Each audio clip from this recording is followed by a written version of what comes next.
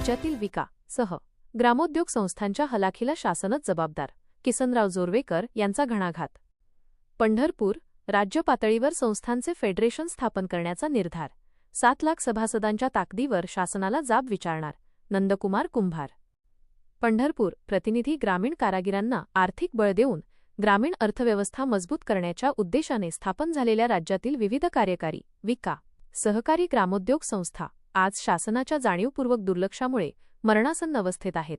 राज्यातील निम्म्याहून अधिक संस्थांचा कारभार ठप्प झाला असून या परिस्थितीला सर्वस्व राज्य शासनच जबाबदार असल्याचा आरोप चाळीसगाव तालुका सह ग्रामोद्योग संस्थेचे चेअरमन किसनराव जोरवेकर यांनी केला आहे.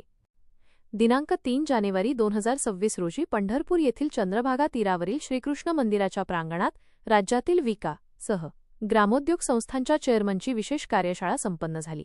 यावेळी ते बोलत होते. प्रमुख मागण्या आणि चर्चेतील मुद्दे. निधीची कमतरता. 2014 मध्ये तत्कालीन मुख्यमंत्री देवेंद्र फडणवीस यांनी खादी ग्रामोद्योग मंडळाला 100 कोटी रुपये देण्याचे घोषित केले होते, मात्र ही रक्कम अद्याप मिळालेली नाही. हा निधी मिळाला असता तर राज्यातील 340 संस्था सक्षम झाल्या असत्या. सचिवांची कमतरता. शासनाने 1 वर्षापूर्वी संस्थांचे सचिव काढून घेतल्यामुळे कामकाजात अडथळे येत आहेत. आर्थिक संकट. संस्थांकडे कर्मचाऱ्यांचे पगार, कार्यालयीन खर्च आणि संचालकांच्या भत्त्यासाठीही पैसे शिल्लक नाहीत. राज्यस्तरीय फेडरेशनची गरज.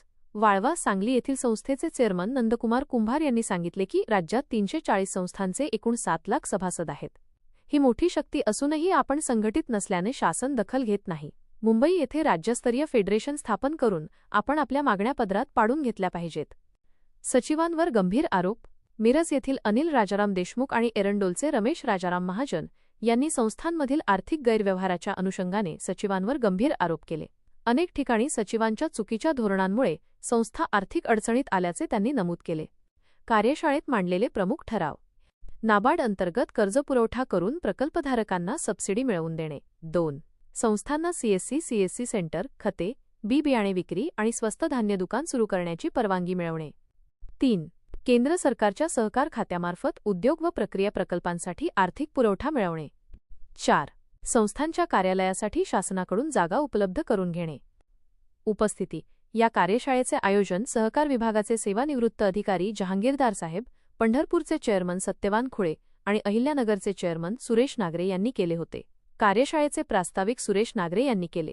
या प्रसंगी राज्यातील विविध जिल्ह्यांतील सुमारे 40 ते 45 संस्थांचे चेअरमन उपस्थित होते. ग्रामस्थ लाईव्ह संपादक किसनराव जोरवेकर. बातमीसाठी संपर्क बबलू अहिरे, चाळीसगाव.